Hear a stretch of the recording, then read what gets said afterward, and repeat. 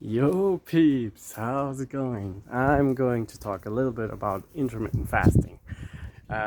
Yesterday I made a video about intermittent fasting where I talked a little bit about insulin and glucagon and how to burn fat and um, getting into ketogenic metabolism and so on. So today I wanted to talk about a different aspect on intermittent fasting and fasting in general.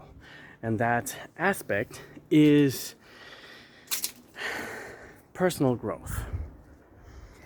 So, one of the benefits that I have felt from intermittent fasting is actually being really thankful for the food that I have on my table every day, because every day I go through that period where I am a little bit hungry. And hungry is actually just a hormone. It's called ghrelin.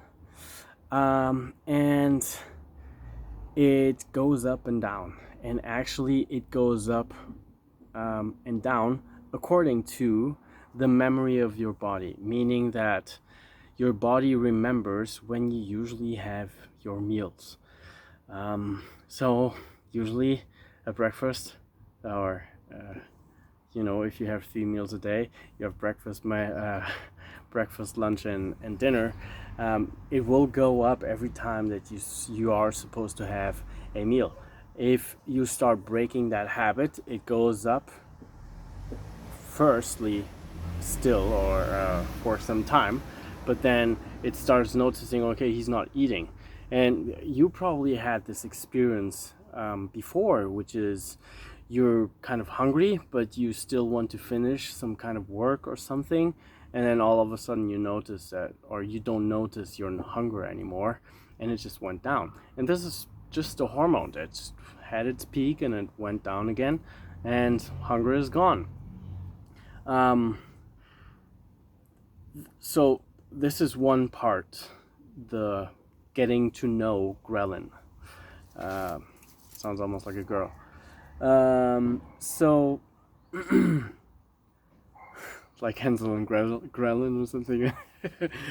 So yeah, the other part of hunger is satiety, and satiety is like you're full, and this is called leptin. And with our eating habits, we have fallen into something called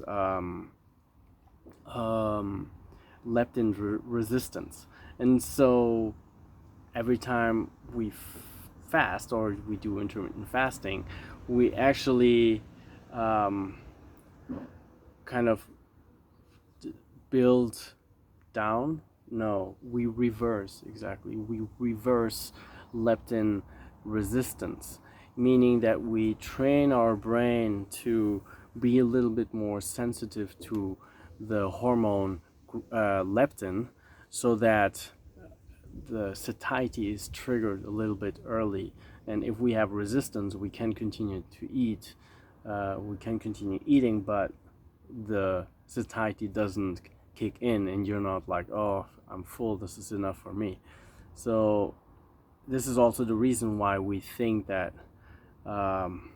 we fall into this trap of, oh, you need to restrict calories and you shouldn't be eating that much and all of that stuff. But it really has to do with the leptin resistance that doesn't kick in. And not only, obviously, there's lots of other factors as well. But yeah,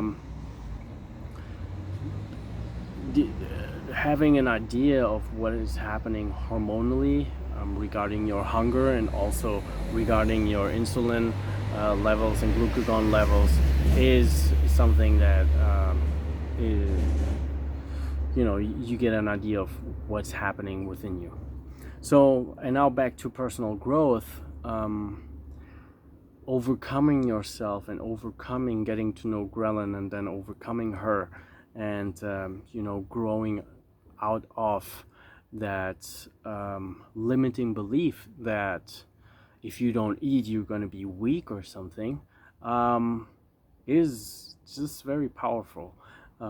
For me, it has helped me a lot to get through the adversity.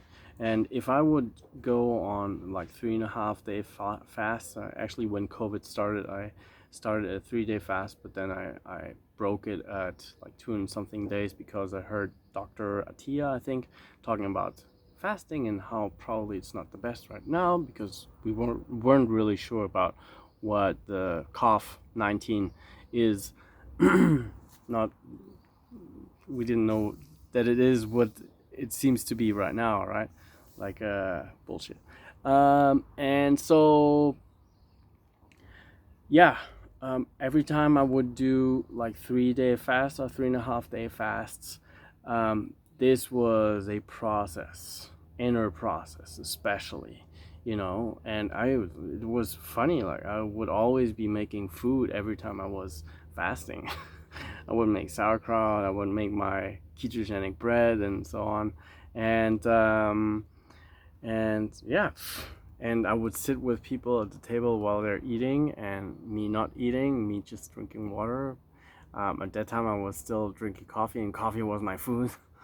um, and so yeah, it's overcoming yourself, and then coming to the end of your fast, and then sitting at the table, maybe drinking some bone broth or something, and then having your first food.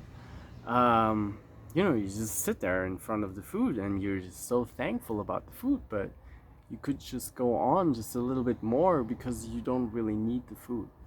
Um, and and also, getting out of bed every morning and then working out just a little bit, especially the first days, are really important if you're going on a longer fast.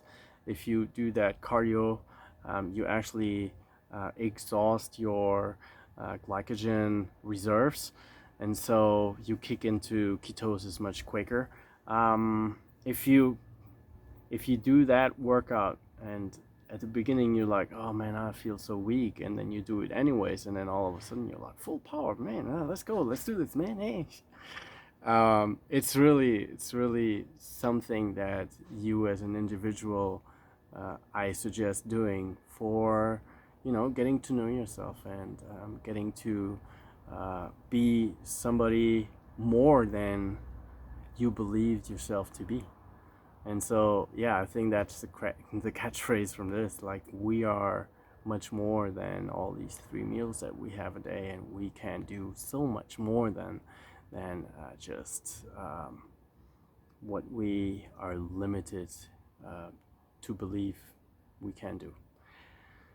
So, I wish you a beautiful day, and keep it rocking, man.